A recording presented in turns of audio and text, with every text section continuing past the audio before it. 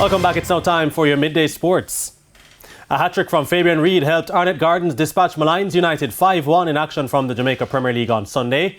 Reid's goals came in the 25th, 42nd and 54th minutes, with Juma Johnson and Jaheim Thomas getting in on the act for Arnett, scoring in the 31st and 90th minutes respectively as they moved to the top of the standings. Damian Thomas scored the lone goal for Malines in the 50th minute. Reid's three-timer sees him move to third in the Golden Boot race.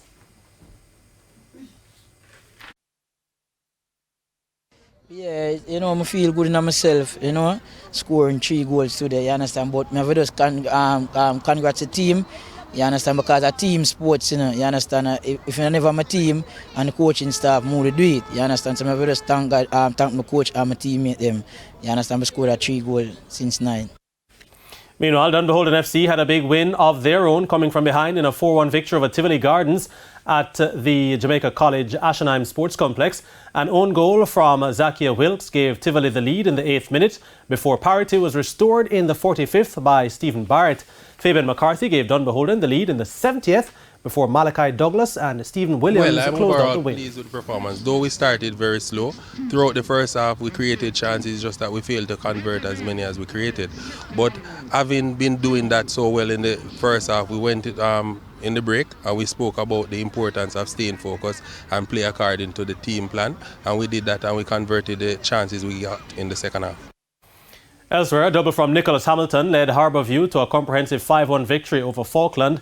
And in other matches, 4th placed Humble Lion FC played to a 0-0 draw with Montego Bay United, while Waterhouse had a 2-1 win over Vere United at the Waterhouse Mini Stadium.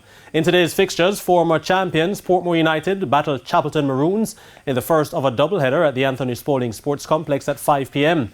Meanwhile, in the late encounter, Mount Pleasant could go back to the top of the standings when they face 3rd place Cavalier starting at 7:30. Now, beating South Africa in the second test is possible for the West Indies, according to Jamaican batsman Jermaine Blackwood, based on how the opening test played out.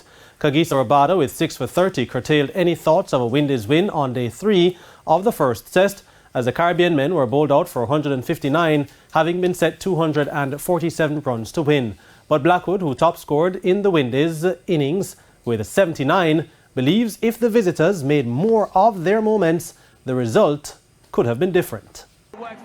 Yeah, for sure. We know as a team that we can beat South Africa, but we just have to put up more fight. We see that once we get out, the top 3 or top 4 batters, we really can get into their batting. So, we know that even before we came here. So, it's just we as a team now just have to go back to the drawing board and go back and learn from this game, the way how we bowl and the way how we batted, and so we can put on a very much better performance in the next game, because I think once we go out there and just play our game and just stick to the basic, I think we can win the next game on Saturday and Wednesday. Blackwood was speaking on the Caribbean Cricket Podcast. And West Indies batsmen may have been given a reprieve, as Anric Nortje has been ruled out of the second test against the Windies due to a mild groin discomfort following South Africa's win at Centurion. No replacement has been named in the squad, which leaves South Africa with only 3 specialist seamers: Kagiso Rabada, Gerald Coetzee, Marco Jansen, all-rounder Wian Mulder, and a trio of spinners to choose from at the Wanderers.